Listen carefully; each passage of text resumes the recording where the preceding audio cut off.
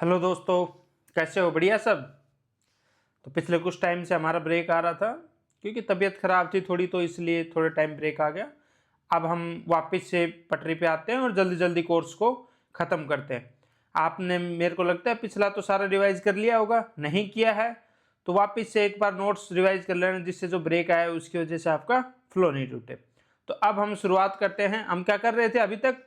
Part 5 ही कर रहे थे। हम लेजिस्लेटिव प्रोसीजर्स कर चुके थे आर्टिकल 123 तक। अब हम पार्ट 5 के ही चैप्टर 4 पे जाते हैं।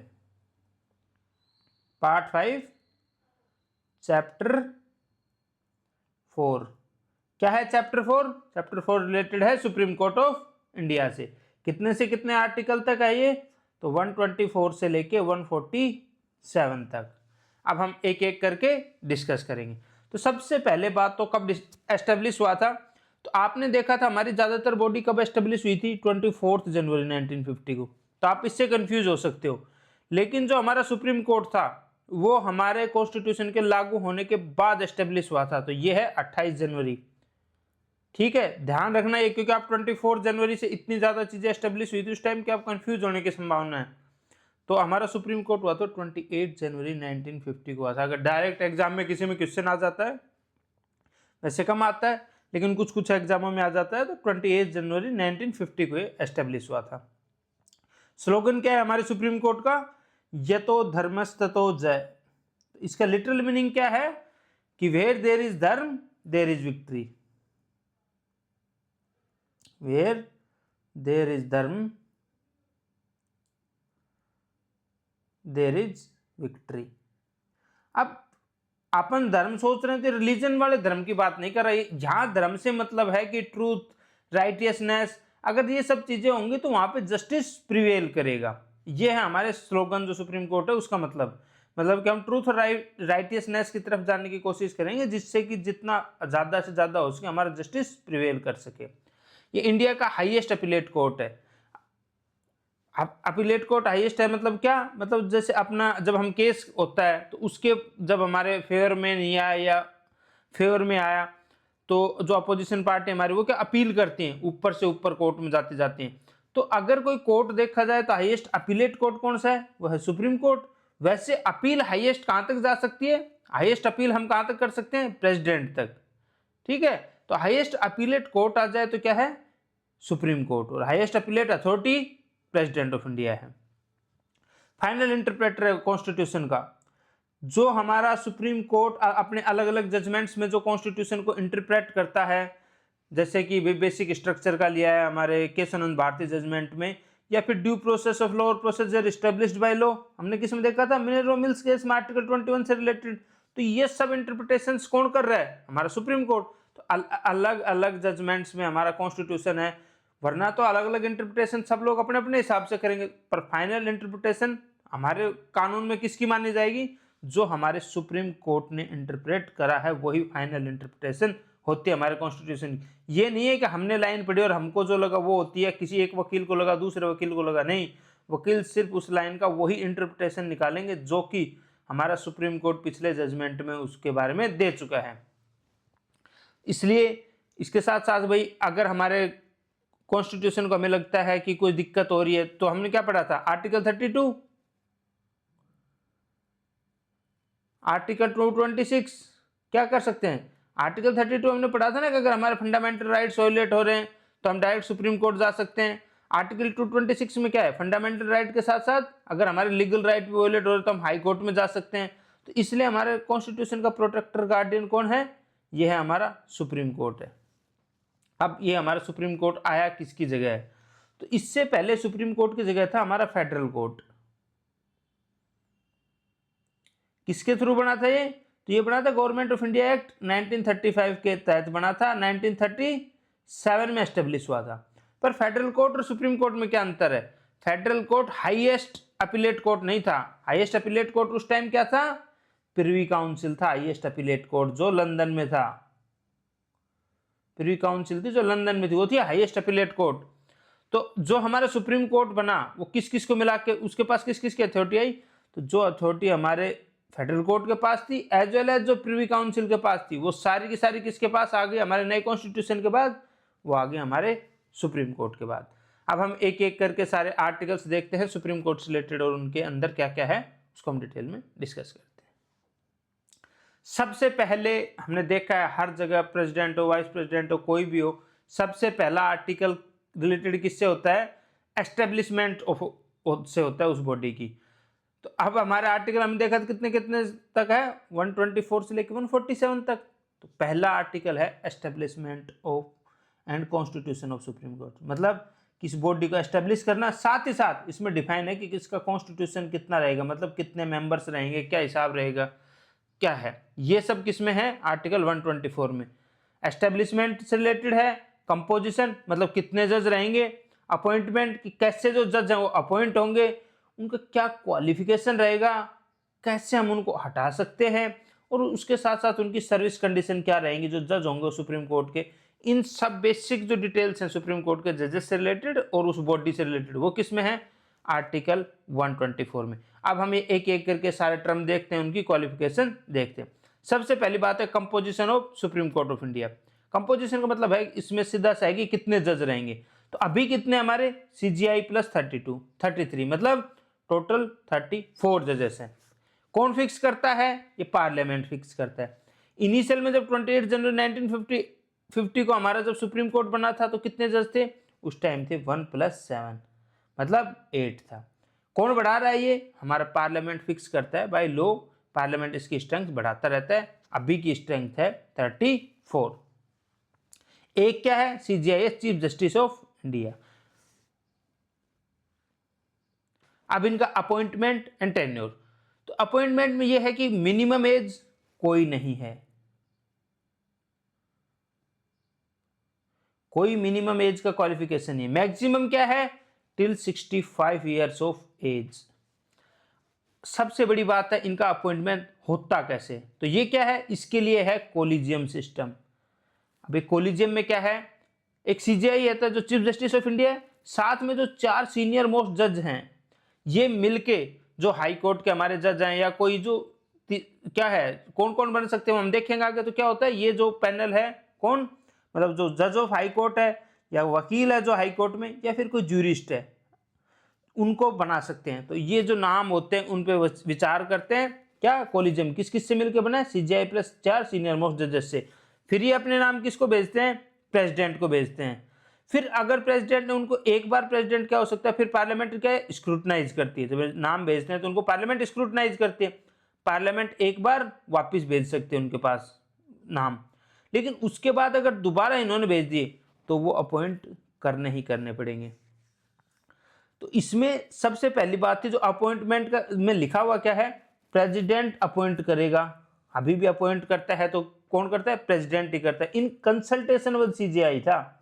लेकिन हमारे कोलिजियम सिस्टम में क्या हो रहा है, यहां तो कंसल्टेशन के बजाय नाम CJI दे रहा है और वही नाम फिक्स है, एक बार के बाद दोबारा भेज भी नहीं सकते। तो ये तो कंसल्टेशन बचा ही नहीं। तो इसके लिए क्या हुए थे? इसके लिए हुए थे हमारे 4 जजेस केस हुए हैं, जिसमें से 3 मेनली अपॉइंटमेंट और टेन्योर से रिलेटेड है, चौथा है NJSC एक्ट से रिलेटेड।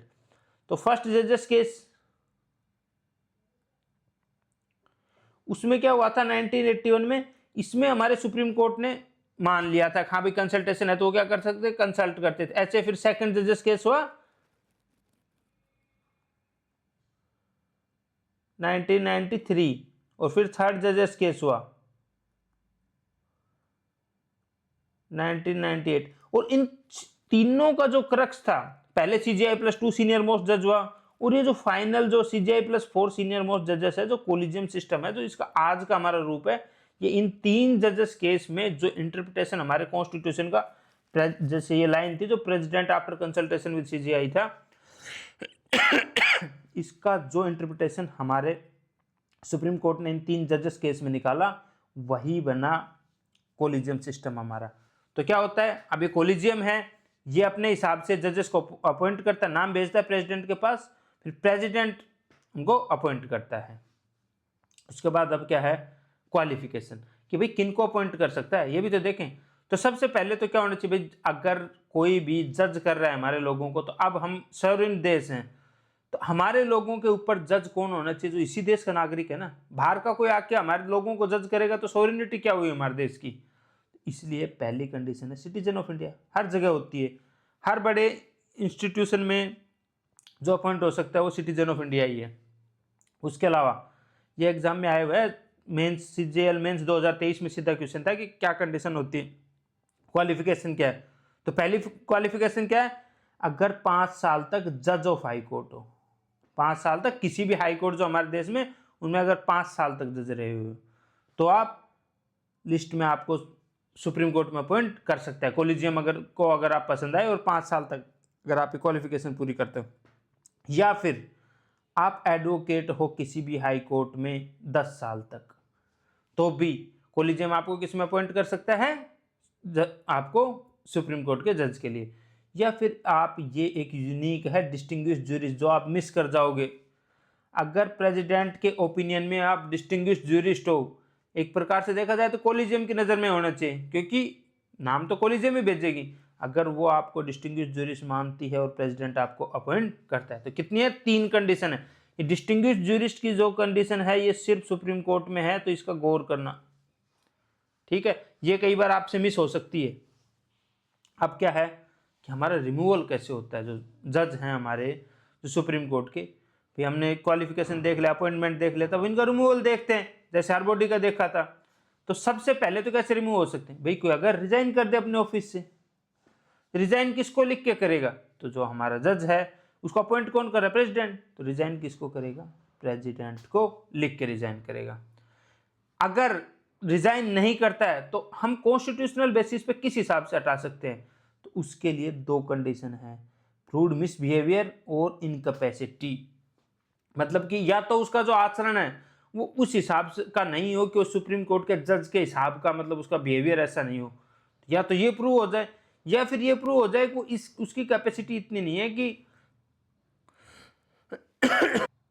वो एज ए जज ऑफ सुप्रीम कोर्ट फंक्शन कर सकता है, तो तब वो हटा दिया जा सकता है। लेकिन अब कॉन्स्टिट्यूशनल बेसिस पे सिर्फ ये कंडीशन है, लेकिन ये नहीं है कि इन शब्दों को आपने यूज किया और सीधा हटा दिया प्रेसिडेंट ने, नहीं। उसके लिए क्या होगा, पूरा रिमूवल का मोशन होता है। रिमूवल दोनों हाउस ऑफ जो हमारे लोकसभा राज्यसभा उनसे पास होना पड़ता है। तो सबसे पहले तो उस मोशन को देने के लिए लोकसभा या राज्यसभा में सबमिट करने के लिए कितना चाहिए, लोकसभा में तो चाहिए 100 मेंबर्स की साइन चाहिए और राज्यसभा में चाहिए 50 मेंबर्स के साइन। जब ये साइन होंगे तो आप लोकसभा से भी इनिशिएट कर सकते हो, राज्यसभा से भी इनिशिएट कर सकते हो। लोकसभा से जाओगे तो स्पीकर एक्सेप्ट करेगा मोशन को, राज्यसभा से जाओगे तो चेयरमैन एक्सेप्ट करेगा। फिर सबसे पहले क्या बनेगा, इस पर सीधा काम एक बनती है इंक्वायरी कमेटी। वो क्या करेगी, इन्वेस्टिगेट करेगी जो प्रूव्ड मिसबिहेवियर इनकैपेसिटी के जो चार्ज लगाए हैं ये सही भी हैं कि नहीं।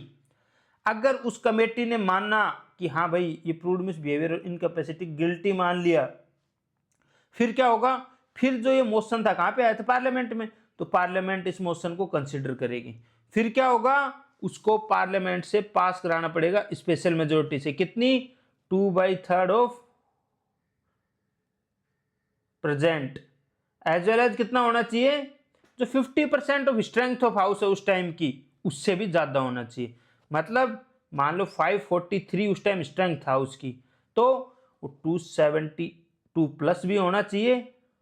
और उस दिन मान लो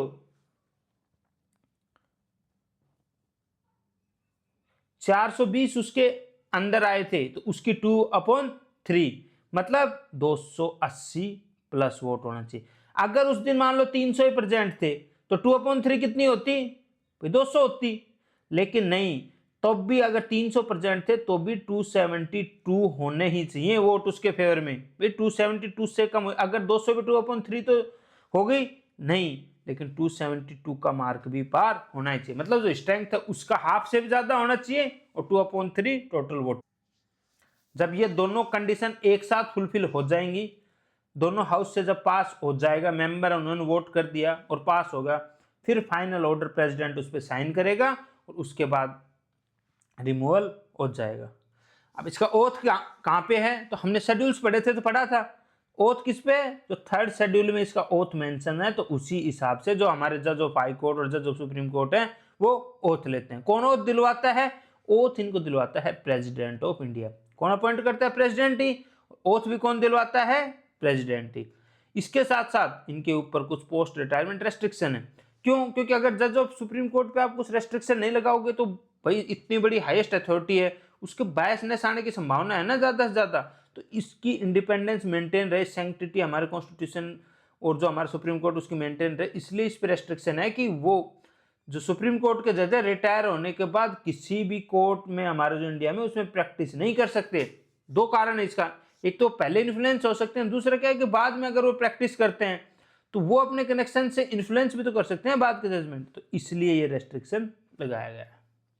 अब हमने कहा था ना 4 जजेस केस थे, तो फोर्थ कब आया था? 99th कॉन्स्टिट्यूशनल अमेंडमेंट एक्ट से क्या आया था हमारा? NJAC, national judicial appointment commission, 2014 में आया था ये। बीजेपी गवर्नमेंट आई उसके बाद 2015 में क्या आया था? फोर्थ जजेस केस। तो क्या हुआ था इसमें? जो एनजेएसी था इसने क्या करा था? जो NJAC national judicial appointments commission, तो ये बॉडी बनी थी, इस बॉडी ने किसको रिप्लेस कर दिया था? इस बॉडी ने रिप्लेस कर दिया था जो हमारा कोलिजियम था उसको, जो हमारे सीजीआई प्लस 4 जज हैं उनको रिप्लेस कर दिया था। इसकी जगह हमारे गवर्नमेंट के बंदे आ गए थे, सुप्रीम कोर्ट का भी था पर सब लोगों का वो आ गया था, सरकार का भी देखा, लॉ मिनिस्टर भी हो गया था, इस जुडिशियल अपॉइंटमेंट कमेटी है, कमीशन है, इसके मेंबर बना दिए थे। तो जब फोर्थ जजेस केस 2015 में हुआ तो सुप्रीम कोर्ट ने क्या कहा? ये किसके अगेंस्ट? हमारे बेसिक स्ट्रक्चर। क्या है basic structure? Independence, independence of judiciary from legislature और एग्जीक्यूटिव दोनों से। तो उसने क्या कहा? ये कह के और इसको स्ट्रक डाउन कर दिया। इसी के साथ हमारा जो 99th कॉन्स्टिट्यूशनल अमेंडमेंट था वो नल एंड वॉइड हो गया। ये किसमें था? फोर्थ जजेस केस 2015 में हुआ था ये। एनजेसी याद है, तो अब एनजेसी कुछ पूछेगा नहीं कि क्या कमीशन था, कितने मेंबर बॉडी थी, ये कुछ डिटेल में नहीं आएगा क्योंकि अब ये रिलेवेंट रहा ही नहीं। बस हाँ ये आ सकता है कि कौन सा ये भाई कौन से कॉन्स्टिट्यूशनल अमेंडमेंट एक्ट से लाया गया था, तो ये ध्यान रखने 99th कॉन्स्टिट्यूशनल अमेंडमेंट एक्ट से लाया गया था। आर्टिकल 124 यहाँ पे अब हम देखते हैं आर्टिकल 125। ये क्या है? सैलरीज ऑफ जजेस। तो कौन डिसाइड करता है सैलरी जजेस की? तो पार्लियामेंट डिसाइड करता है, टाइम टू टाइम डिटरमाइन करता है। कहाँ पे मेंशन है? ये सेकंड शेड्यूल में मेंशन है, जहाँ पे हमारे प्रेसिडेंट, वाइस प्रेसिडेंट से स्पीकर, डिप्टी चेयरमैन, इन सब की जहाँ पे सैलरी किसमें मेंशन है? सेकंड शेड्यूल में। गवर्नर वगैरह हमने देखा था जब हमने शेड्यूल्स पढ़े थे, उसी में किसकी मेंशन है? सैलरीज ऑफ जजेस। इसमें क्या है कि parliament time to time determine करती है, लेकिन ऐसे नहीं कि पार्लियामेंट कम कर दे। और ये क्या होते हैं? हमने पढ़ा था, ये होता है चार्ज एक्सपेंडिचर। अभी हमने यूनियन में जब पार्लियामेंट पढ़ रहे थे तो हमने क्या पढ़ा था? कंसोलिडेटेड फंड ऑफ इंडिया पे है चार्ज एक्सपेंडिचर, मतलब इसकी पार्लियामेंट में वोटिंग नहीं होगी, ये तो सीधा ऑटोमेटिक जाएगा ही, ये डिस्कस हो सकता है सिर्फ, इस पे वोटिंग नहीं होती है।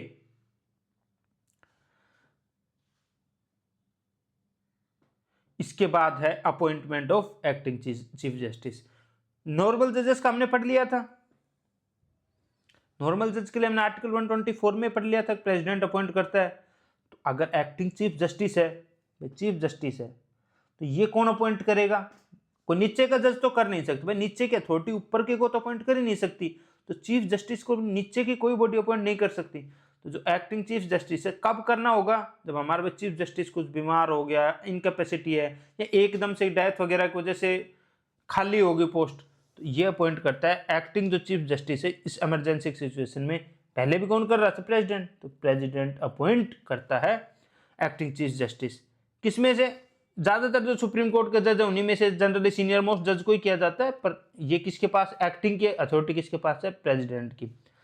जब क्या हो? सीजीआई की पोस्ट वैकेंट हो, या फिर वो अपनी ड्यूटी को परफॉर्म नहीं कर रहा हो, बीमार हो गया हो, या कोई भी कारण है, तब एक्टिंग चीफ जस्टिस अपॉइंट किया जाता है। उसके बाद है अपॉइंटमेंट ऑफ एड हॉक जजेस। एकदम से ऐसी सिचुएशन आ गई हमारे कोर्ट में, सुप्रीम कोर्ट में, हमारे को भाई हमारे जो जज हैं उस टाइम जो कोरम है, जो 1+33 है, जो 34 है, उसमें से भाई अपॉइंटमेंट बहुत कम हो रखे हैं, वैकेंट बहुत ज़्यादा हैं, उसके साथ साथ एब्सेंट बहुत ज़्यादा हैं, या फिर बीमार हैं, इनकैपेसिटी उस टाइम काम नहीं कर सकते, तो इसलिए इमरजेंसी सिचुएशन में हम क्या लाते हैं? इमरजेंसी सिचुएशन में हम लाते हैं एड हॉक जजेस अपॉइंट करते हैं, जिससे कि हमारा जो कोरम है, जो परमानेंट जजेस अगर है ही नहीं तो हमको लाने पड़ेंगे। तो ये कौन करता है? ये करता है हमारा chief justice of India appoint करता है। और जनरली एड ऑफ जज किसको अपॉइंट किया जाता है, तो वो किया जाता है जजेस ऑफ हाई कोर्ट को। कौन से जज, जो कितने साल, हमारे सुप्रीम कोर्ट में आने की कंडीशन थी कि 5 साल तक जो जज रह लिया हो किसका, हाई कोर्ट का। तो जो उस क्वालिफिकेशन को पूरा करते हैं जज ऑफ हाई कोर्ट, मतलब वो एलिजिबल हैं, उनकी एलिजिबिलिटी है सुप्रीम कोर्ट के जज बनने की, तो उनको टेम्परेरी पीरियड के लिए सुप्रीम कोर्ट में अपॉइंट किया जाता है। क्या करने चाहिए, वो जो हमारी क्वालिफिकेशन है उनको पूरी करनी चाहिए। क्या क्वालिफिकेशन है जज के लिए हमारे हाई कोर्ट की, 5 साल का एक्सपीरियंस होना चाहिए उसको किसी भी हाई कोर्ट में जज का। इसके लिए किसकी कंसल्टेशन जरूरी है, जो हमारा चीफ जस्टिस होगा उस हाई कोर्ट का, क्योंकि भाई उस हाई कोर्ट के चीफ जस्टिस का आप नहीं लोगे, ऐसे किसी को भी अपॉइंट कर दोगे तो वहां पे भी तो फंक्शनिंग करानी है ना हाई कोर्ट की भी। इसलिए उसकी प्रीवियस, इसके साथ साथ जो हमारा प्रेसिडेंट है उसकी प्रीवियस कंसेंट भी बहुत जरूरी है, कंपलसरी है। ये पूरा प्रोसेस तभी होगा जब हमने पहले से कंसेंट किसकी ले लिया है, हमारे प्रेसिडेंट की। उसके बाद प्रेसिडेंट की कंसेंट लेने के बाद जो हमारा सीजीआई है वो किसी को भी एड होक जज बना सकता है। जब हाई कोर्ट के जज को बनाएगा तो उस हाई कोर्ट का जो चीफ जस्टिस होगा उसकी भी परमिशन लेनी, उससे कंसल्ट करना जरूरी है। अभी हम क्या पढ़ रहे थे, एड होक जजेस। अब क्या है कि एड होक के अलावा, एड होक में तो किसको बना रहे थे हम, जो हाई कोर्ट का सिटिंग जज है, लेकिन हमारे कुछ रिटायर्ड जज भी हैं जो हाई कोर्ट के हैं या सुप्रीम कोर्ट के हैं, उनको भी अगर इमरजेंसी सिचुएशन में आए तो टेम्परेरी पीरियड के लिए उनको भी बना सकते हैं। तो जैसे उसमें भी कंसेंट, तो इसमें भी कंसेंट जरूरी है किसकी, प्रेसिडेंट की। प्रेसिडेंट की कंसेंट के बाद जो हमारा सीजीआई है वो रिटायर्ड जज किसका, चाहे सुप्रीम कोर्ट का हो या हाई कोर्ट का हो, उसकी क्या होनी चाहिए, एलिजिबिलिटी पूरी होनी चाहिए किसकी, सब सुप्रीम, अगर सुप्रीम कोर्ट का रिटायर्ड जज है तो उसकी होगी, हाई कोर्ट का जज है तो भी उसकी होनी। तो वो उनसे रिक्वेस्ट कर सकता है कि आप आओ और थोड़े टाइम के लिए जो हमारे टेम्परेरी कंडीशन है इसको जब तक पूरी ना हो तब तक वो जज of supreme court as a behave करें। तो जब वो टेम्परेरी पीरियड के लिए भी उस पोस्ट पे बैठे होंगे तो सारे के सारे ज्यूरिसडिक्शन पावर प्रिविलेजेस जो सुप्रीम कोर्ट का जज होगा वैसे वो एंजॉय करेंगे। पर सैलरी अलाउंस जो रिसीव करेंगे वो कितने करेंगे, ये डिटरमाइन किया जाएगा प्रेसिडेंट के द्वारा। ध्यान रखना, यहाँ पे कंफ्यूज हो सकते हो, क्योंकि जनरली जो अलाउंस है, जो पैसे से रिलेटेड बात है, वो कौन डिसाइड करता है, पार्लियामेंट। लेकिन यहाँ पे जो टेम्परेरी जज, जो रिटायर्ड को जब हम अपॉइंट करते हैं, उनके अलाउंस को डिसाइड कौन करता है, वो हमारा प्रेसिडेंट करता है।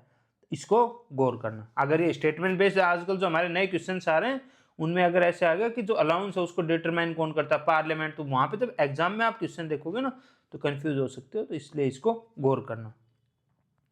हाँ, लेकिन वो परमानेंट, वो तो है, रिटायर्ड जज परमानेंट नहीं, वो टेम्परेरी पीरियड है, ये हमने देखा ही था। जब तक कि वो कंडीशन जरूरी हैं तब तक वो रहेंगे। Supreme court will be A court of record, मतलब कि जो भी सुप्रीम कोर्ट के जो केसेस हैं वो सारे फ्यूचर रेफरेंस के लिए रिकॉर्ड किए जाएंगे। अब फ्यूचर रेफरेंस का मतलब क्या है कि कहीं भी जैसे जो जजमेंट हुआ उसको कहीं भी आप हाई कोर्ट हो, सुप्रीम कोर्ट में आगे कोई सुनवाई हो या लोअर कोर्ट हो, पूरे देश में कहीं भी हो, वो एज ए एविडेंस या as a guide, as a interpretation, अपन कह रहे हैं सुप्रीम कोर्ट फाइनल इंटरप्रिटेशन है, उसके लिए क्या है कि उसको as a court of record रहना चाहिए। तो जो अपने जजमेंट्स में सुप्रीम कोर्ट रिकॉर्ड करेगा वो इंटरप्रिटेशन हमेशा दूसरे किसी भी कोर्ट में सुनवाई रहेगी, तो वो एज ए एविडेंस या एज ए गाइडिंग फिलोसफी या एज ए कंपल्सन भी कह सकते हो आप, रहेगी। वो तभी हो सकता है जब वो सारे के सारे केस रिकॉर्ड में हो, जिससे कि जब हम दूसरे कोर्ट में जाएं, कोई भी वकील जाएगा कोई भी, तो वो पेश करता है।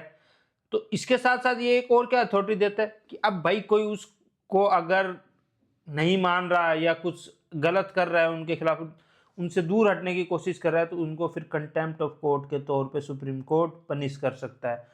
सुप्रीम कोर्ट के पास पावर है, उस ना सिर्फ अपने कंटेम्प्ट के लिए पनिश कर सकता है, बल्कि हाई कोर्ट या लोअर कोर्ट किसी भी कोर्ट के कंटेम्प्ट अगर कोई कर रहा है तो उसके कंटेम्प्ट के लिए सुप्रीम कोर्ट पनिश कर सकता है। हाई कोर्ट के पास क्या पावर है कि वो हाई कोर्ट का कंटेम्प्ट अगर हो रहा है तो उसके लिए पनिश कर सकता है, पर सुप्रीम कोर्ट की जो कंटेम्प्ट की पावर है ब्रॉड है, ना सिर्फ खुद के कंटेम्प्ट ऑफ सुप्रीम कोर्ट का किसी ऑर्डर का, बल्कि हाई कोर्ट या लोअर कोर्ट किसी के भी कंटेम्प्ट के लिए पनिश कर सकता है।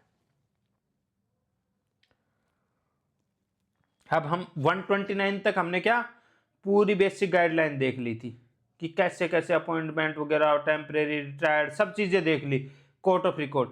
अब हमारा आर्टिकल 130 से हम बैठते हैं सीट ऑफ सुप्रीम कोर्ट, यहाँ पे अब हम सारी चीज देख ली, अब हम सुप्रीम कोर्ट को बैठाते हैं। तो क्या डिसाइड हुआ था आर्टिकल 130 में कि क्या रहेगी सुप्रीम कोर्ट सीट दिल्ली। उस टाइम क्या था कि अब तो दिल्ली में बैठेगा, लेकिन सीजीआई प्रेसिडेंट की अप्रूवल के बाद इसको किसी और प्लेस पे भी बैठाने के लिए सिटिंग की परमिशन दे सकता है। अभी हमारा सुप्रीम कोर्ट सिर्फ कहां पे बैठता है, सिर्फ दिल्ली में बैठता है, लेकिन किसके पास अथॉरिटी है, सीजीआई के पास अथॉरिटी है कि वो उसकी और भी बेंचेस बना सकता है अलग अलग जगह। भाई पहले तो उस टाइम क्या था कि इतने केस सुप्रीम कोर्ट में आते थे तो लगता था कि दिल्ली में होना चाहिए। अब क्या है, अब ऐसे लगे कि भाई एक बेंच बॉम्बे में हो सकती है, हैदराबाद में हो सकती है, कोलकाता में हो सकती है, लखनऊ में हो सकती है, कहीं भी और बेंच बना सकता है सीजीआई विद प्रेसिडेंट के कंसेंट से। लेकिन अभी सिर्फ और सिर्फ सुप्रीम कोर्ट कहां बैठता है, दिल्ली में बैठता है। जैसे आपने सुना होगा कि अलग अलग, जैसे राजस्थान हाई कोर्ट है तो जोधपुर में, लेकिन उसकी बेंच कहां, जयपुर में भी है। सिमिलरली जो कलकत्ता हाई कोर्ट है उसकी जो मेन वो है वो कलकत्ता में है, लेकिन उसकी एक बेंच पोर्ट ब्लेयर में भी है। तो जो हाई कोर्ट के सिमिलरली जो सुप्रीम कोर्ट है उसमें भी जो सीजीआई उसके पास अथॉरिटी है कि प्रेसिडेंट की परमिशन के बाद अलग अलग प्लेसेस पे उसकी सिटिंग के लिए जगह कर सकता है डिसाइड। लेकिन अभी तक सिर्फ हमारे कहां पे है, दिल्ली में ही है सुप्रीम कोर्ट की एकमात्र सीट। अब हम एक एक करके आर्टिकल 130 सुप्रीम कोर्ट बैठ गया। अब हम देखेंगे भाई जो कोर्ट है इसके कितनी जुरिस्डिक्शन कैसा है, कैसे कैसे वो रहेगा, ये सारे अब हम जो अगले 5-6 आर्टिकल आ रहे हैं इनमें इसकी डिटेलिंग देखेंगे। तो जब सबसे पहले कोर्ट बैठ गया तो कोर्ट की सबसे पहली पावर किसकी डिसाइड होगी कि भाई उसका ओरिजिनल जुरिस्डिक्शन क्या है। मतलब ओरिजिनल जुरिस्डिक्शन मतलब कि उस पे सिर्फ उसका खुद का है, वो एक्सक्लूसिव है कि ये इस पे तो इसका और एक्सक्लूसिव ओरिजिनल जुरिस्डिक्शन है कि सिर्फ और सिर्फ यही कर सकता है, यही नहीं कर सकता। वो पहले वो जो केस आएगा उसकी हियरिंग सीधी की सीधी सुप्रीम कोर्ट के पास ही आएगी। ओरिजिनल में दो टाइप का जुरिस्डिक्शन है अपने, एक है एक्सक्लूसिव जुरिस्डिक्शन। एक्सक्लूसिव का मतलब क्या है कि ये सिर्फ और सिर्फ सुप्रीम कोर्ट की अथॉरिटी है, इसका ओरिजिनल जुरिस्डिक्शन भी है और ये सिर्फ इसकी अथॉरिटी है। ये कहां पे है, जब सेंट्रल गवर्नमेंट ऑफ इंडिया और एक या उससे ज्यादा स्टेट के बीच में अगर कोई मैटर है उसकी सुनवाई, क्योंकि भाई हाई कोर्ट में तो हो नहीं सकता, वो सिर्फ एक स्टेट की कर सकता था, लेकिन जब सेंटर और वन या एक या उससे ज्यादा स्टेट के बीच का मैटर है तो सिर्फ सुप्रीम कोर्ट सुनवाई कर सकता है। या फिर क्या हो, एक साइड सेंट्रल गवर्नमेंट और एक या एक दो अलग स्टेट हो और दूसरी साइड भी 2-3 स्टेट हो, तो उनके बीच में अगर कोई मैटर हो गया तो उसकी सुनवाई भी कौन करेगा, उसकी भी सुप्रीम कोर्ट करेगा। बात यह हो कि अगर आपस में स्टेट्स की दो या दो से ज्यादा स्टेट्स के बीच में कोई मैटर हो गया तो उसकी सुनवाई भी कौन करेगा, तो वो भी सिर्फ और सिर्फ सुप्रीम कोर्ट। तो ये 3 कंडीशंस क्या हैं, इनमें है एक्सक्लूसिव ज्यूरिसडिक्शन। पर ओरिजिनल ज्यूरिसडिक्शन में एक्सक्लूसिव के साथ साथ हमारा कंकरेंट ज्यूरिसडिक्शन भी तो हो सकता है कि ओरिजिनल है पर कंकरेंट ज्यूरिसडिक्शन है, मतलब कि सुप्रीम कोर्ट का ओरिजिनल है कि सीधा सुप्रीम कोर्ट का ये हुआ अथॉरिटी। वो कहां है, अपन ने किसमें पढ़ी थी, आर्टिकल 32, कि अगर फंडामेंटल राइट्स हमारे हनन हो रहे हैं तो हम सीधे के सीधे किसमें आ सकते हैं, सुप्रीम कोर्ट में सीधे आ सकते हैं ना। तो ओरिजिनल ज्यूरिसडिक्शन सुप्रीम कोर्ट का हुआ पर एक कंकरेंट है, क्यों, क्योंकि अंडर आर्टिकल 226 हम कहां भी जा सकते हैं, हाई कोर्ट में भी जा सकते हैं। तो सुप्रीम कोर्ट का भी ओरिजिनल ज्यूरिसडिक्शन और हाई कोर्ट का भी है, तो इसलिए इसको कॉन्करेंट ज्यूरिसडिक्शन है ये। पर सीधे सुप्रीम कोर्ट में आ सकते हैं तो ये इसके ओरिजिनल ज्यूरिसडिक्शन का भी पार्ट है। अब सबसे 130 में क्या बैठा, सुप्रीम कोर्ट बैठा। 141 में क्या हो गया, उसका ओरिजिनल ज्यूरिसडिक्शन हो गया। तो ओरिजिनल के बाद उसके बाद सेकंड नंबर की अथॉरिटी क्या हुई, उसके बाद भाई अब हम देखेंगे 3 अपीलेट ज्यूरिसडिक्शन है इसके। तो सबसे पहला जो अपीलेट ज्यूरिसडिक्शन 132 में वो किससे रिलेटेड है, सबसे इंपॉर्टेंट सुप्रीम कोर्ट का काम क्या है कि कॉन्स्टिट्यूशनल मैटर्स पे जो उसके पास आ रहे हैं, कॉन्स्टिट्यूशन के इंटरप्रिटेशन से रिलेटेड जो मैटर्स आ रहे हैं उनको देखना। आर्टिकल 132 किससे रिलेट करता है, appellate jurisdiction of supreme court in appeals from high court in constitutional matters, जहां पे कॉन्स्टिट्यूशन को इंटरप्रेट करने से रिलेटेड है उन सब मैटर्स पे वो सबसे पहले डिसाइड होगा। तो वो क्या है, आर्टिकल 132। क्या होगा जब हाई कोर्ट में कोई डिसीजन आया और हाई कोर्ट को लगा, ये इसकी डेफिनेशन आर्टिकल 134A में जब हम देखेंगे, पर क्या है कि जब उसको लगा कि ये सब्सटेंशियल क्वेश्चन है लॉ से रिलेटेड, मतलब कि इसमें इंटरप्रिटेशन ऑफ कॉन्स्टिट्यूशन करना पड़ेगा, तो कौन है फाइनल इंटरप्रेटर हमारे कॉन्स्टिट्यूशन का? Supreme court. तो वो मैटर किस आर्टिकल 132 के अंदर कहाँ आएगा? सुप्रीम कोर्ट में। तभी तो हमारे जो सारे के सारे जो जजमेंट्स है जनरली जो हमारे कॉन्स्टिट्यूशनल इंटरप्रिटेशन से रिलेटेड है, केशवानंद भारती या कोई भी जजमेंट है, वो जो हमारे बाकी जजमेंट्स हैं जो हम देखे होंगे, तो वो सारे क्या होते हैं? हाई कोर्ट से रेफर होते हुए सुप्रीम कोर्ट तक आते हैं और फिर सुप्रीम कोर्ट उन पे क्या करता है? फाइनल इंटरप्रिटेशन लेता है। अभी किसी भी टाइप का मैटर हो सकता है भाई, जजमेंट हो सकती है, डिक्री हो सकती है, सिविल, क्रिमिनल, कैसा भी हो, पर अगर वो कॉन्स्टिट्यूशनल मैटर से रिलेटेड है तो वो किसके अंदर आएगा? आर्टिकल 132 एम्पावर करता है कि अगर कहीं पे लग रहा है कि कॉन्स्टिट्यूशन से रिलेटेड कोई मैटर है तो वो हम आर्टिकल 132 के अंदर आएगा। 130 में सीट, 131 में ओरिजिनल, 132 में कॉन्स्टिट्यूशनल मैटर्स। अब हम देखेंगे 133 में क्या है? अपीलेट से रिलेटेड है सारे 132 133, लेकिन किस मैटर्स में? सिविल मैटर्स में। पहले आते हैं सिविल मैटर्स कि भाई कौन कौन से सिविल मैटर्स हैं जिनमें हाई कोर्ट अपील कहां पे आएगी? हाई कोर्ट से अपील करके आप सीधे सुप्रीम कोर्ट आ सकते हो। तो सिविल मैटर्स से रिलेटेड हैं तो आर्टिकल 133 में डिफाइन है कि कौन कौन से सिविल मैटर्स हैं जिसमें कि आप हाई कोर्ट से, तो सबसे पहले तो किसी भी चीज में हाई कोर्ट आपको क्या देगा? सर्टिफाई करेगा कि सब्सटेंशियल क्वेश्चन है जनरल इंपॉर्टेंस का। किसका? जनरल इंपॉर्टेंस का। 132 में क्या था? इंटरप्रिटेशन ऑफ कॉन्स्टिट्यूशन से रिलेटेड था। ये क्या है? जनरल इंपॉर्टेंस से। अगर सिविल मैटर में तो हाई कोर्ट क्या करेगा? सर्टिफाई करेगा, तो फिर आप अपील कर सकते हो, सुप्रीम कोर्ट के पास आओगे अगर सिविल मैटर लगता है तो फिर आपका 133 के अंदर आपका जो सिविल मैटर है वो डिसाइड होगा। उसके बाद 134 में क्या है? Appellate jurisdiction of supreme court in regard to criminal matters. सबसे पहले क्या? ओरिजिनल, फिर कॉन्स्टिट्यूशनल मैटर्स, फिर सिविल। 134 में है क्रिमिनल मैटर्स का। तो सुप्रीम कोर्ट हमारा क्या कर सकता है? कोई भी जो क्रिमिनल प्रोसीडिंग है हाई कोर्ट में, ऐसे सबसे पहली बात तो आप ये ध्यान रखना कि ये जरूरी नहीं होता कि हर जो हाई कोर्ट का फैसला, हाई कोर्ट क्या है? जो हमारा एग्जॉस्ट होली, अगर हमारी जो अपील करते हैं वो हम सीधे हर कोर्ट में जाते हुए तो हम हाई कोर्ट तक ही जा सकते हैं मैक्सिमम अपील। सुप्रीम कोर्ट में नहीं है, हम हर केस लेके सुप्रीम कोर्ट में जा सकते हैं। जब हमारा हाई कोर्ट में सारे हमारे एग्जॉस्ट हो लेती हैं अपील, उसके बाद सुप्रीम कोर्ट में अगर जाना है तो हमारा जब हाई कोर्ट हमारे जजमेंट के साथ लिख के देगा, अलाउ करेगा, तभी हम उस मैटर को अपील कर सकते हैं सुप्रीम कोर्ट में। ऐसे नहीं है कि हम हर मैटर को लेके जाएं। तो अगर आर्टिकल 134 किससे रिलेटेड है? इसमें क्या डिफाइन है कि जो क्रिमिनल मैटर्स हैं वो कौन कौन से सुप्रीम कोर्ट में आएंगे। किसकी? कुछ देखो, क्रिमिनल में कुछ में है कि अगर फांसी की सजा है तो कंपलसरी है कि वो मैटर जाएगा सुप्रीम कोर्ट में।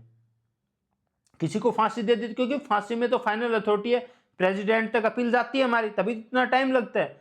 तो फांसी की सजा अगर किसी को दी है तो उसका मैटर वो सुप्रीम कोर्ट में ले जा सकता है, उसके पास पूरी अथॉरिटी है।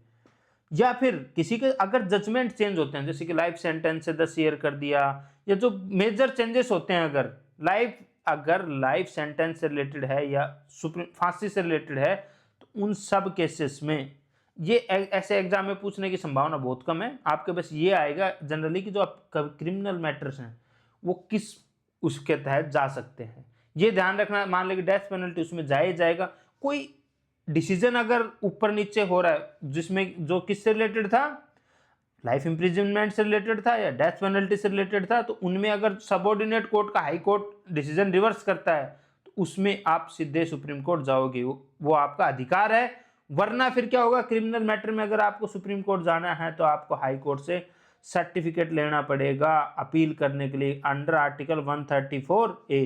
तो ये क्या होगा कि अपील करने के लिए अपने को किससे लेना पड़ेगा? सर्टिफिकेट ऑफ अपील लेना पड़ता है हाई कोर्ट से सुप्रीम कोर्ट में जाने के लिए।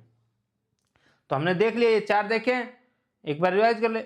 130 में क्या थी? हमारी सीट बैठी थी, कौन सी है वो? दिल्ली है अभी, लेकिन कौन चेंज कर सकता है उसको? CGI in consultation with president. अभी लेकिन हमारी सिर्फ कहां पे सीट? दिल्ली में। उसके बाद 131 में ओरिजिनल था, 132 में क्या था? कॉन्स्टिट्यूशनल मैटर्स पे अपील, 133 में क्या था? सिविल मैटर्स पे अपील, और 134 में क्या था? क्रिमिनल मैटर्स पे अपील। अब क्या हो रहे थे? हमारे अलग अलग ज्यूरिसडिक्शन ही तो आ रहे थे। अब 135 में क्या हमने क्या पढ़ा था? किस किस से मिलके बना है? जो अभी हमारा सुप्रीम कोर्ट है वो उसके पास किस किस की पावर है? तो सुप्रीम कोर्ट के पास किसकी पावर? हमारी फेडरल कोर्ट, साथ साथ जो प्रिवी काउंसिल के पास थी। आर्टिकल 135 क्या कहता है कि जो ज्यूरिसडिक्शन, जो पावर्स फेडरल कोर्ट के पास थी, वो किसको ट्रांसफर हो रही है? सुप्रीम कोर्ट को। तो कौन सारा एक्सरसाइज करता है? जो लॉज थे प्री कॉन्स्टिट्यूशनल, जो ज्यूरिसडिक्शन था सारा का सारा जो था फेडरल कोर्ट को, किसके पास आ जाता है? Supreme court. ये किस लिए था? कंटिन्यूटी के लिए था, कि जो लॉ थे कोई वैक्यूम क्रिएट ना हो। इसलिए क्या था कि जिस जिस कोर्ट में, जिस जिस केस में या जिस जिस लॉ के तहत फेडरल कोर्ट काम कर रहा था, वो सारे के सारे आर्टिकल 135 ने कंटिन्यूटी के लिए इसको ट्रांसफर कर दिए थे सुप्रीम कोर्ट को। अब उनमें से एक एक करके कुछ हटाना है, कुछ लॉ चेंज करना है, तो वो सब अधिकार किसके पास है? वो अधिकार था पार्लियामेंट के पास। कि पार्लियामेंट को जब भी लगता है वो हटा देती है ना, नया कॉन्स्टिट्यूशन, नया वो लेके आ जाते हैं चेंजेस। पार्लियामेंट जब तक लेकिन नहीं चेंज लाएगा, कुछ नया नहीं बनाएगा, तब तक जो अथॉरिटी थी फेडरल कोर्ट की, आर्टिकल 135 ने किसको ट्रांसफर कर दी थी? सुप्रीम कोर्ट को हमारे। अब हमने एक टर्म जो सुना होगा, बहुत ज्यादा न्यूज में रहता है, स्पेशल लीव पेटिशन, SLP। इसमें क्या होता है? स्पेशल लीव पेटिशन हमारा सुप्रीम कोर्ट का एक बहुत तगड़ा मैकेनिज्म है, डिस्क्रिशन हमारा सुप्रीम कोर्ट का, जिसमें वो अलाउ करता है कि कोई भी जजमेंट है, डिक्री है, सेंटेंस है, कुछ भी है, किसी भी कोर्ट का हो, ट्राइब्यूनल का हो, आप अगर सुप्रीम कोर्ट अंडर आर्टिकल 136 आपको स्पेशल लीव देता है, तो आप पेटिशन अपनी सीधी सुप्रीम कोर्ट में लगा सकते हो उस किसी भी केस का। लेकिन ये क्या है? डिस्क्रिशन है, मतलब ये आपका राइट नहीं है, सुप्रीम कोर्ट का डिस्क्रिशन है कि उसको लगे कि किसी भी जजमेंट का देश में कहीं भी हो, कैसे भी टाइप का हो, सिर्फ आर्म फोर्सेस से रिलेटेड नहीं होना चाहिए, उस पर अप्लाई नहीं होता, बाकी सब पे अप्लाई होता है कि वो उसके पास डिस्क्रिशन है। अगर वो अलाउ कर देता है तो आप स्पेशल लीव पेटिशन से क्या कर सकते हो? सीधे लोअर कोर्ट से सुप्रीम कोर्ट भी जा सकते हो, अगर सुप्रीम कोर्ट अलाउ करता है स्पेशल लीव पेटिशन। इसके तहत ही हमारे जो सबसे ज्यादा जो होता है ना, एकदम से कोई बहुत ज्यादा बड़ा मैटर हो जाता है तो कि सीधा सुप्रीम कोर्ट उसकी सुनवाई करता है, तो वो क्या है? वो इसी में स्पेशल लीव पेटिशन अगर सुप्रीम कोर्ट अलाउ कर देता है तो सुप्रीम कोर्ट सीधा मूव कर सकता है केस, कहीं से भी, हाई कोर्ट से, या फिर क्या हमारे हाई कोर्ट ने अगर परमिशन नहीं दी 134A के अंदर भी, तो भी अगर स्पेशल लीव पेटिशन से क्या हो सकता है? केस सुप्रीम कोर्ट में आ सकते हो, अगर special leave petition supreme court आपको दे देता है। लेकिन ये क्या है? ध्यान रखना, डिस्क्रिशन है, ये नहीं है कि हर किसी के पास राइट है। अब क्या है कि आर्टिकल 137 में क्या है? रिव्यू ऑफ जजमेंट्स और order by the supreme court, कि भाई सुप्रीम कोर्ट ने कोई जजमेंट दे दिया तो वो तो हाईएस्ट अपीलेट कोर्ट है, उस पे उसके ऊपर तो जा नहीं सकते आप। प्रेसिडेंट के पास भी आप लिमिटेड केसेस में जा सकते हो, पर अपीलेट कोर्ट नहीं, हाईएस्ट अपीलेट कोर्ट क्या? हमारा सुप्रीम कोर्ट ही है। लेकिन अब कोई ऐसा हुआ कि कोई नया एविडेंस एकदम से डिस्कवरी हो गई, या कुछ इंपॉर्टेंट मैटर आ गया, कुछ नया एविडेंस आ गया जिसकी वजह से कि लगेगा कि भाई मिस्टेक या एरर हो गई थी, अब ये पता चल रहा है, तो क्या हो सकता है? तो उसको रिव्यू कौन करता है? अपने जजमेंट खुद के क्या करता है? सुप्रीम कोर्ट भी रिव्यू करता है। पर उसके लिए कौन करेगा? जनरली क्या होता है कि पहले जो 30 दिन है उसके अंदर क्या होगा? आपको जाना पड़ेगा जजमेंट को लेके, सेम बेंच होती है। क्यों? क्योंकि ये रिव्यू उस बेंच का डिसीजन को नहीं कर रहे, ये रिव्यू को कर रहे हैं हम, क्योंकि कुछ नए एविडेंस आ गए थे हमारे पास, या कुछ नया ऐसा मैटर जो बहुत बड़ा मैटर था जो समझ में आ गया था कि हमें लग रहा है कि इसकी वजह से मिस्टेक हुई है, तो जो पार्टी हैं वो वापस से सेम बेंच के पास जा सकती हैं सुप्रीम कोर्ट में, और वो बेंच उसको फिर रिव्यू कर सकते हैं अपने खुद के जजमेंट को। तो क्या करता है? सुप्रीम कोर्ट रिव्यू करता है अपने ओन जजमेंट और ऑर्डर्स को। उसमें भी कौन करता है? बेंच सेम ही रहती है। क्यों हो रहा है ये रिव्यू? क्योंकि नया एविडेंस आया है जिसको कि डिनाई नहीं किया जा सकता। तो सुप्रीम कोर्ट ने कहा कि यार अगर हमसे कोई गलती होगी, तो ऐसे है ना कि हमारे एक भी निर्दोष को सजा नहीं होनी चाहिए, तो उस निर्दोष को बचाने के लिए अगर बाद में कोई सबूत मिल जाता है, तो सुप्रीम कोर्ट ने हमारे खुद के रिव्यू के लिए किसमें प्रोविजन है? Under article 137। अब हमारा क्या था? सुप्रीम कोर्ट का जो ज्यूरिसडिक्शन था वो डिसाइड हुआ था हमारा, पर आर्टिकल 138 क्या कहता है? जो हमारा कॉन्स्टिट्यूशन जब बना था तो पूरा अच्छे से डिफाइन किया हुआ है, हमारा जो ज्यूरिसडिक्शन पूरे देश में है, जो कॉन्स्टिट्यूशन उससे रिलेटेड है। लेकिन हमारा जो उसको अगर एनलार्ज करना है, जरूरत आ रही है, तो ज्यूरिसडिक्शन ऑफ सुप्रीम कोर्ट बढ़ाया जा सकता है आर्टिकल 138 के अंदर। किसके पास है ये पावर? तो ये पावर है हमारी पार्लियामेंट के पास। क्यों? क्योंकि भाई यूनियन से रिलेटेड मैटर है ना, जब सुप्रीम कोर्ट आएगा तो कौन कर सकता है? सुप्रीम कोर्ट की पावर को बढ़ा सकती है बाय लॉ हमारी पार्लियामेंट। लेकिन किसके? इसके लिए स्पेशल एग्रीमेंट होना चाहिए भाई, क्योंकि सेंटर स्टेट्स को भी इन्फ्लुएंस करता है, तो एग्रीमेंट होना चाहिए सेंटर और स्टेट दोनों के बीच में, उसके बाद ही जो एनलार्ज की जा सकती है हमारे जो सुप्रीम कोर्ट की पावर है। आर्टिकल 139 किससे है? Conferment of supreme court powers to issue certain writs. सबसे पहले हमने रिट्स कहाँ पे पढ़ी थी? जब हम आर्टिकल 32 पढ़ रहे थे तो हमने पढ़ रहे थे ना, क्यू वारंटो, सर्सियोरारी, हमारी मैंडेमस, ये सारी हमने पढ़ी थी ना, प्रोहिबिशन, ये सारी हमने कहाँ पे पढ़ी थी? आर्टिकल 32 में पढ़ी थी। तो ये क्या थी? हमने जब अब ये भी देखा कि कंकरेंट ओरिजिनल जुरिस्डिक्शन है सुप्रीम कोर्ट का, लेकिन आर्टिकल 139 कहता है कि सिर्फ सुप्रीम कोर्ट के पास पावर ये नहीं है कि वो आर्टिकल 32 से रिलेटेड मैटर्स में ही रिट इशू कर सकता है। नहीं, सुप्रीम कोर्ट का जो रिट जुरिस्डिक्शन है इस मामले में बहुत बड़ा है कि वो बियॉन्ड फंडामेंटल राइट्स जाके और भी रिट्स इशू कर सकता है। आर्टिकल 139 क्या कहता है? Transfer of certain cases. इसमें क्या है? जो भी केस इंडिया में किसी भी और जो केस है वो इंडिया में किसी भी और कोर्ट के पास पेंडिंग है पूरे इंडिया में, तो सुप्रीम कोर्ट की ये स्पेशल अथॉरिटी है कि वो उस केस को खुद के पास ट्रांसफर कर सकता है। मान लो सुप्रीम कोर्ट को लगा कि यार यहाँ पे सही से जजमेंट नहीं होगा या कोई भी कंडीशन है, तो सुप्रीम कोर्ट क्या है, किसी भी कोर्ट में, ट्राइब्यूनल में अगर कोई मैटर है, तो कोर्ट में अगर मैटर है तो उसको सुप्रीम कोर्ट क्या कर सकता है? अपने पास ट्रांसफर करके और उस कोर्ट पे जो ऑर्डर है सुप्रीम कोर्ट खुद निकाल सकती है। ये उसके पास अथॉरिटी है कि वो उनको ओवर पावर करके खुद के पास केस को ट्रांसफर करके फैसला सुना सकता है। Ancillary powers of supreme court. Ancillary का मतलब कि कोई जो सब मतलब कि दूसरी पावर्स हैं जो कि जरूरी हैं, जो सपोर्टिव कोई भी चीज है, एंसिलरी पावर्स। तो क्या है? पार्लियामेंट बाय लॉ कन्फर कर सकता है सुप्रीम कोर्ट पे कोई सप्लीमेंट्री पावर्स, मतलब एंसिलरी पावर्स, जिससे कि उसका अफेक्टिव ज्यूरिसडिक्शन है उसको एक्सरसाइज कर सके वो, कि मतलब अपनी पावर्स को अगर सुप्रीम कोर्ट को एक्सरसाइज करने में कोई दिक्कत आ रही है तो पार्लियामेंट लॉ बना के उसको कुछ सप्लीमेंट्री पावर्स दे सकता है, जिससे कि वो अपना जो काम है उसको इफेक्टिवली कर सके।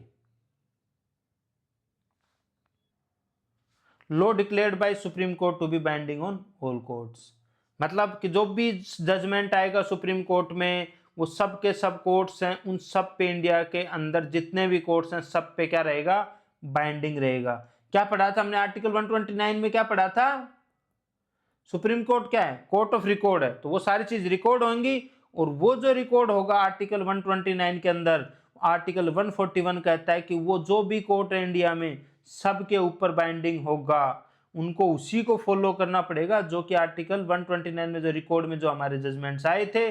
तो आर्टिकल 141 कहता है कि उन सबको जो भी जज होंगे, जो भी कोर्ट होंगे, उनको फॉलो करना पड़ेगा। अगर कोई उसके अगेंस्ट जाता है तो क्या हो सकता है? सुप्रीम कोर्ट क्या है? पावर है कंटेम्प्ट ऑफ कोर्ट है।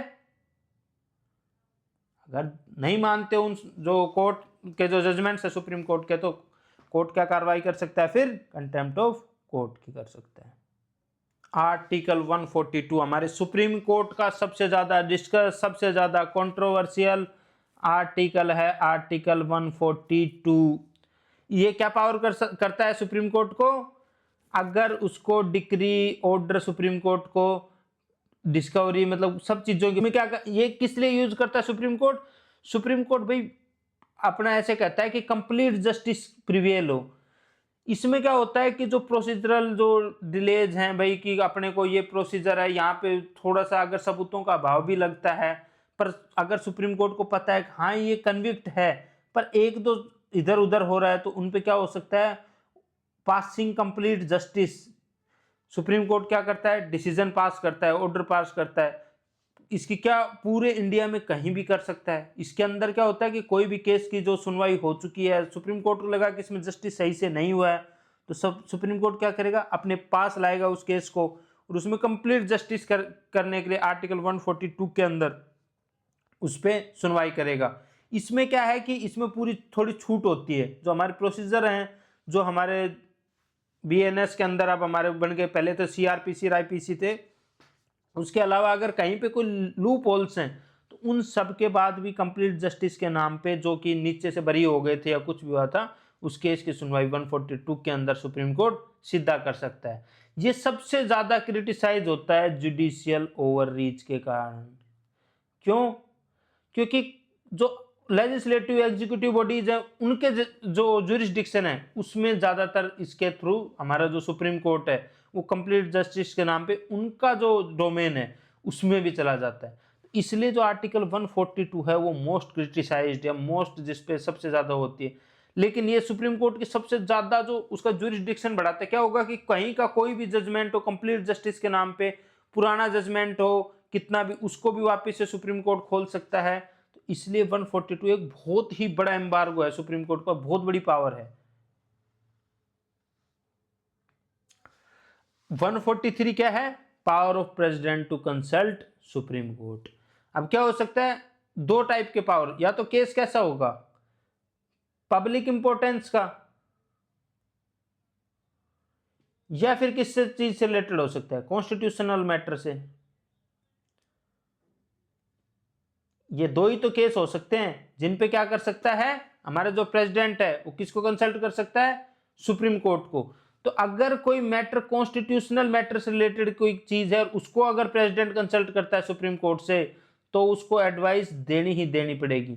अगर कोई पब्लिक मैटर है तो उसमें एडवाइस दे या नहीं दे, ये किसके पास होती है अथॉरिटी? सुप्रीम कोर्ट के पास होती है। लेकिन अब वो दे रहा है नहीं दे रहा, दोनों मैटर्स में से किसी पे भी, लेकिन प्रेसिडेंट पे क्या नहीं होती, वो बाइंडिंग नहीं होती। क्यों? क्योंकि प्रेसिडेंट खुद से एडवाइस मांग रहा है, ना कि सुप्रीम कोर्ट उसको दे रहा है, ये बाइंडिंग नहीं होती। पर अगर कॉन्स्टिट्यूशनल मैटर कोई है और अगर वो प्रेसिडेंट ने उस पर सुप्रीम कोर्ट का व्यू पूछा है, तो उसको अपना व्यू देना ही पड़ेगा। पब्लिक इंपोर्टेंस का मैटर है तो वो मना भी कर सकते हैं उस पर।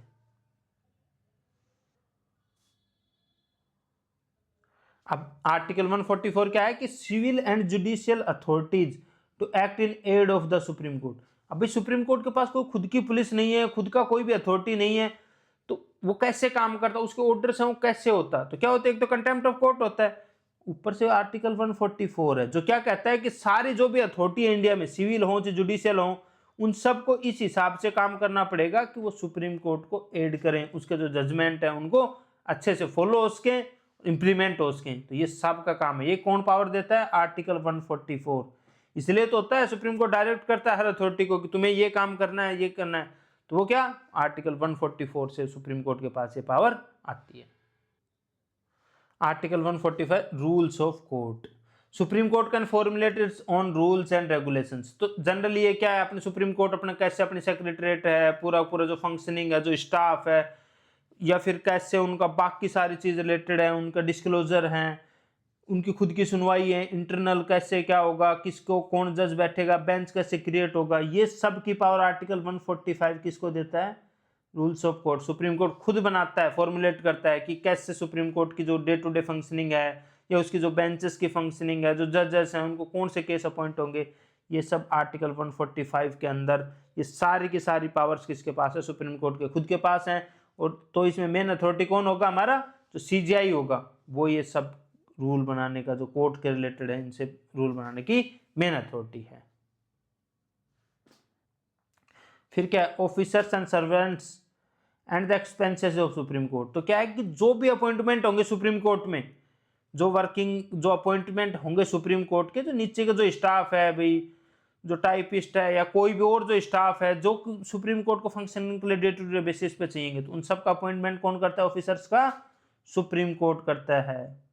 किसके द्वारा? सीजीआई करता है हमारा, या फिर किसी और को जिसको कि कोर्ट ने डायरेक्ट किया है वो करता है अपॉइंटमेंट। उसके बाद जो उनकी सैलरीज हैं, पेंशन है, अलाउंसेस हैं, सर्विस कंडीशंस हैं, ये सारी हमारा जो सीजीआई है ये, या और कोई जज जिसको उन्होंने अपॉइंट कर रखा, वो डिसाइड करता है।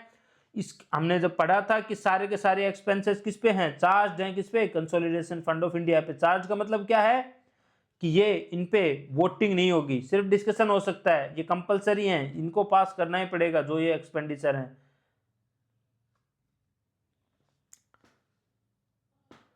ये हमारा लास्ट है 147। Ensures continuity in interpreting pre constitutional laws that influenced the constitution. इसमें क्या है कि जो हमारे प्री कॉन्स्टिट्यूशनल जो लॉज थे, उन्होंने कैसे कैसे इन्फ्लुएंस किया है, क्या है, इन सब को, जिससे कि कंटिन्यूटी बनी रहे। तो इंटरप्रिटेशन का पूरा राइट किसके पास है? हमारा सुप्रीम कोर्ट के पास है, जिससे कि भाई हमारी पूरी जो कंटिन्यूटी है वो बनी रहे। तो अब हमारे क्या है कि आर्टिकल सीधे के सीधे बहुत ज्यादा पूछे जाते हैं। वैसे तो आपको हम क्या कहेंगे कि जो सुप्रीम कोर्ट से रिलेटेड आर्टिकल है वो सीधे याद रहे, नहीं भी याद रहे तो बीच कैसे याद रहना चाहिए कि क्या था, 130 सीट है, 124 से क्या हो रहा है? स्टार्ट हो रहा है ये, और 131 से लेके और 134 तक क्या है, ज्यूरिसडिक्शन से रिलेटेड है। 124 पे क्या बैठ रहे थे भाई, ये मेन बॉडी थे ना। उसके बाद 125 किससे बात करता था, सैलरीज की बात करता था। फिर 126 और 127 में क्या ध्यान रखना कि 126 किससे बात करता था, एक्टिंग चीफ जस्टिस की, और जो 127 किसकी बात करता था, एड ऑफ जजेस की, और 128 किसकी बात करता था, जो हमारे जो रिटायर्ड जजेस हैं उनकी बात करता था। तो मतलब क्या था, 126, 7 और 8 किससे रिलेटेड है, जजेस से रिलेटेड है, मतलब उनके अपॉइंटमेंट से रिलेटेड है। एक्स्ट्रा 124 में तो नॉर्मल अपॉइंटमेंट है, उसके अलावा एक्टिंग चीफ जस्टिस, एड होक, ये याद रखना, एक्टिंग, एड होक और फिर रिटायर्ड, सबसे लास्ट में इन तीन में 126, 27, 28 है। तो आप ये याद रखना कि लास्ट में रिटायर्ड की बात होती है कि सबसे उम्र दराज कौन, रिटायर्ड, तो 126, 27, और सबसे पहले कौन सा होता है, एक्टिंग चीफ जस्टिस की, चीफ जस्टिस सबसे इंपॉर्टेंट है। तो 126 इसलिए किससे रिलेटेड है, एक्टिंग चीफ जस्टिस, क्योंकि तीन ऐसे बंडल में याद करना, 126, 27 और 28 तीन का बंडल बन गया, ठीक है। 129 क्या है, कोर्ट ऑफ रिकॉर्ड है। 130 से लेकर 34 तक हमने देख लिया कि 130 में क्या है कि सीट ऑफ सुप्रीम कोर्ट क्या है, दिल्ली है, और 131 में क्या है, ओरिजिनल, 32 में अपीलेट किसका, कॉन्स्टिट्यूशनल मैटर्स पे, 133 में किस पे, सिविल मैटर्स पे, 134 में किस पे, क्रिमिनल मैटर्स पे। ये क्या है, अपीलेट ज्यूरिसडिक्शन है। फिर क्या 136 हमने क्या पढ़ा था, स्पेशल लीव पेटिशन। तो कुछ कुछ ऐसे याद रखना जो कि बहुत ज्यादा इंपॉर्टेंट है। फिर 142 ऐसे याद रखना कि ये किसके लिए, कंप्लीट जस्टिस के लिए 142।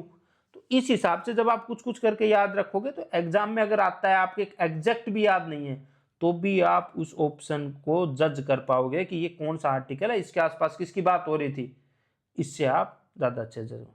ठीक है दोस्त, वैसे अगर आप सारे ही आर्टिकल याद कर लेते हो तो और बेटर है, पर ये अगर ऐसा ब्रॉड फ्रेमवर्क बना लेते हो आप कि कौन से आर्टिकल इस नंबर के आसपास किससे रिलेटेड है, तो वो आपको 99% केसेस में हेल्प कर देंगे, जो स्टेटमेंट या जो भी क्वेश्चन आ रहा है एग्जाम में उससे रिलेटेड। धन्यवाद दोस्तों।